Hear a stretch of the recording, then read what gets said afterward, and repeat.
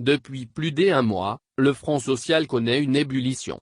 Du syndicat des enseignants en passant par le CSTM, les syndicalistes revendiquent l'amélioration de leurs conditions de vie et de travail.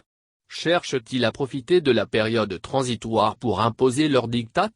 Ou cherchent-ils à déstabiliser la transition lorsque l'on sait que celle-ci ne doit pas engager le pays dans certains processus qui peut porter préjudice au régime qui lui succédera?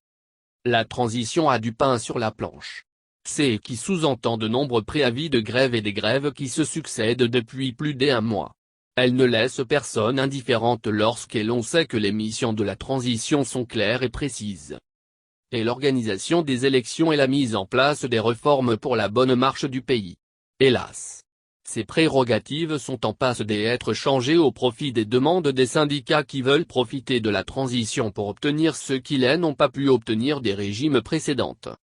Pas plus tard que la semaine dernière, les enseignants signataires du 15 octobre 2016 ont décidé de prendre en otage les examens de fin d'année, créant ainsi du désordre au niveau de certains centres. La Confédération syndicale des travailleurs du Mali, à travers une conférence de presse, veut observer une grève de 72 heures à partir du 30 août 2021 pour non-application de 16 points qui avaient fait l'objet des accords depuis 14 ans. Du coup, la question qui taraude dans les esprits est de savoir si ces grèves n'ont pas une connotation à déstabiliser la transition ou ne sommes-nous pas dans un éventuel règlement de compte lorsque l'on sait que le syndicat des enseignants et le CSTM militaient tous dans le M5-RFP?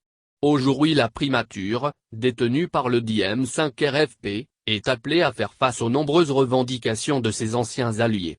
Cherche-t-il à leur mettre le bâton dans les roues lorsque l'on sait que les nombreuses grèves fragilisent le pays, la quiétude et le bon fonctionnement de la transition?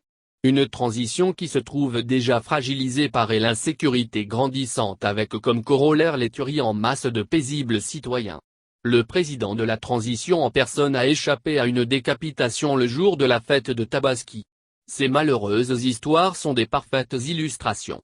À cet égard, il est plus que nécessaire que les syndicalistes mettent la balle à terre sauf s'ils souhaitent apporter leur touche à la déstabilisation de la transition et du pays. Avec l'insécurité grandissante au nord et au centre, faut-il en créer des autres au sud? En entendant la réponse à cette question, la cohésion autour de la sauvegarde de l'intérêt du pays est plus que nécessaire, surtout que le président de la transition avait souhaité l'implication des uns et des autres pour la réussite de la transition.